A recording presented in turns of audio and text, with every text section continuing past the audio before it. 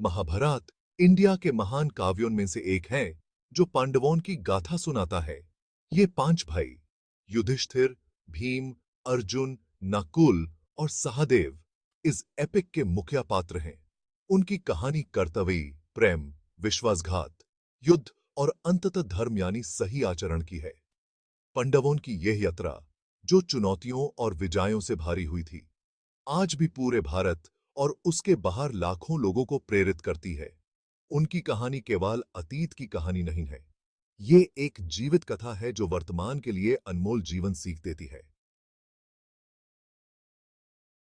जो हमें हराने के बाद पांडवों को 13 साल के लिए वनवास झेलना पड़ा।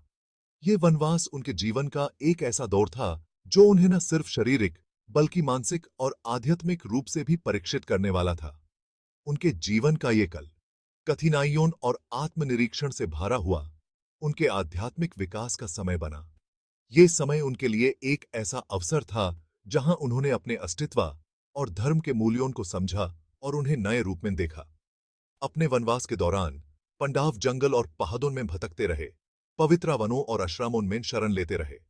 ये वनवास उनके लिए एक ऐसा सफर था जही बल्कि थी आश्चर्य की जहां उन्होंने प्रकृति के निकट आकर अपने आध्यात्मिक ज्ञान को और गहरा किया। उन्होंने असाधारण चुनौतियों का सामना किया, पौराणिक प्राणियों से मिले और देवों का आशीर्वाद प्राप्त किया।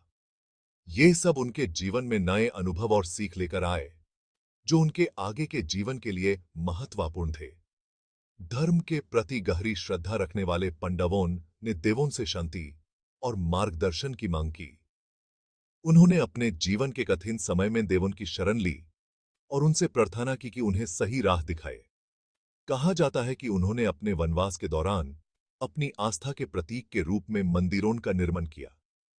ये मंदिर उनके लिए एक आध्यात्मिक शरणस्थल बन गए जहां उन्होंने अपने मन को शांति और स्थिरता दी।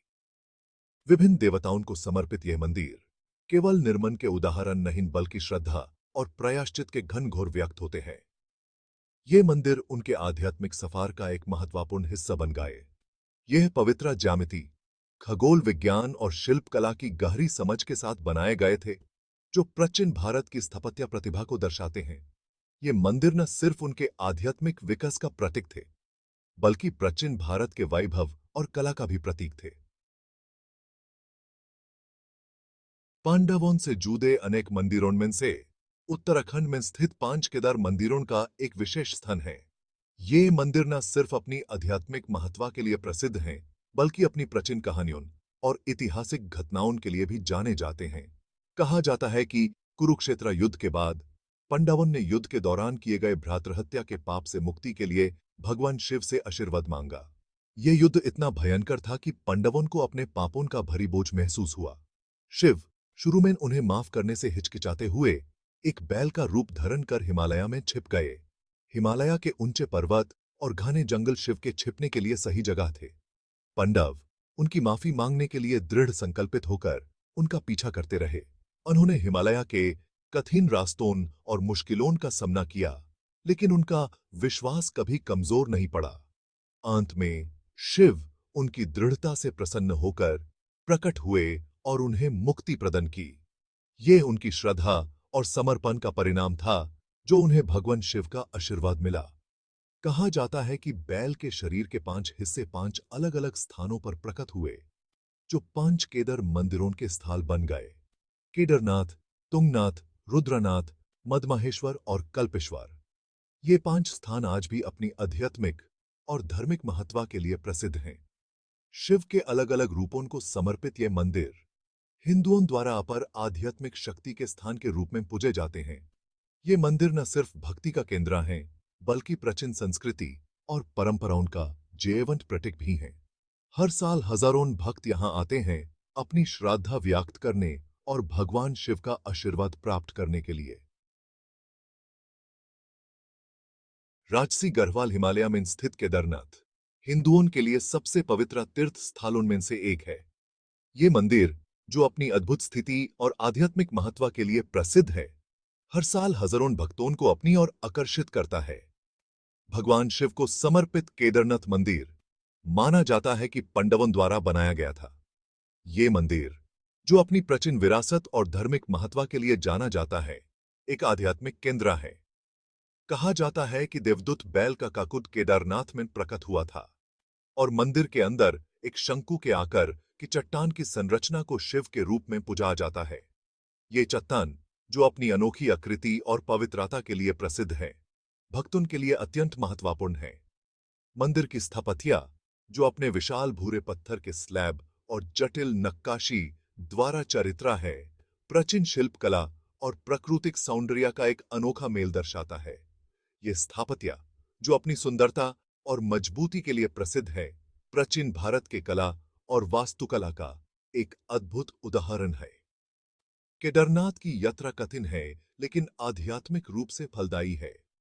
यह यात्रा, जो अपनी कठिनाइयों और चुनौतियों के लिए प्रसिद्ध है, भक्तों के लिए एक आध्यात्मिक अनुभव है।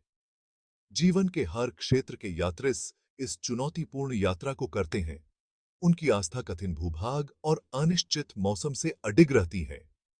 यह यात्रा, जो अपनी कठिनाइयों के बावजूद भक्तों के लिए एक आध्यात्मिक सफर है, उनकी श्रद्धा और विश्वास को मजबूत करती है। मंदिर, जो अक्सर साल के बेहतर हिस्से के लिए बर्फ से ढका रहता है, मानव धीरज और अटूट विश्वास के प्रतीक के रूप में खड़ा है। ये मंदिर, जो अपनी स्थिति और सुंदरता के लिए प्रसिद्ध है, भक्तों के लिए एक आध्यात्मिक केंद्र है, जो उन्हें शांति और आध्यात्मिकता का अनुभव कराता है। भाग 5। तुंगनाथ, सबसे ऊंचा शिव मंदिर। 12,000 फीट से अधिक की ऊंचाई पर स्थित तुंगनाथ, दुनिया का सबसे ऊंचा शिव मंदिर होने का गौरव प्राप्त करता है। यह प्राचीन मंदिर, जिसके बारे में माना जाता है कि यह पांडवों द्वारा बनाया गया था, शिव के भुजाओं के पहलू को समर्पित है।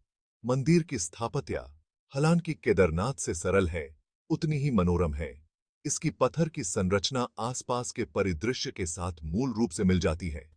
तुंगनाथ की चढ़ाई, हालांकि चुनौतीपूर्ण है, हिमालय के मनमोहक दृश्य प्रस्तुत करती है। आसपास की शांति, पहाड़ों की ताजा हवा और मंदिर की आध्यात्मिक आभा घन शांति और प्रसन्नता का वातावरण पैदा करती है। भाग 6। पांडवों की स्थापत्य विरासत। पांडवों से जुड़े मंदिर, हालांकि भौगोलिक रूप से अलग-अलग हैं, एक अनोखी स्थापत्य एकता साझा करते हैं। उनमें आमतौर पर विशाल पत्थर की संरचनाएं, जटिल नक्काशी और एक विशिष्ट पिरामिड आकार होता है। बिना किसी बंधन सामग्री के इंटरलॉकिंग पत्थरों का उपयोग उस समय के उन्नत इंजीनियरिंग कौशल का प्रमाण है। मंदिर का डिजाइन अक्सर प्रकृति के तत्वों को शामिल करता है, जो आसपास के वातावरण के साथ मूल रूप से घुल मिल जाता है। स्थानीय सामग्रियों का उपयोग, जैसे कि पत्थर और लकड़ी, प्रकृति के प्रति गहरा सम्मान और ऐसे ढांचे बनाने की इच्छा को दर्शाता है जो परिदृश्य के साथ तालमेल बिठाते हों। भाग 7। जीवित मंदिर, अनुष्ठान और त्योहार। पांडवों द्वारा बनाए गए मंदिर केवल ऐतिहासिक अवशेष नहीं हैं, ये पूजा के जीवित स्थान हैं, जो आज भी लाखों लोगों के जीवन में महत्वपूर्ण भूमिका निभाते हैं।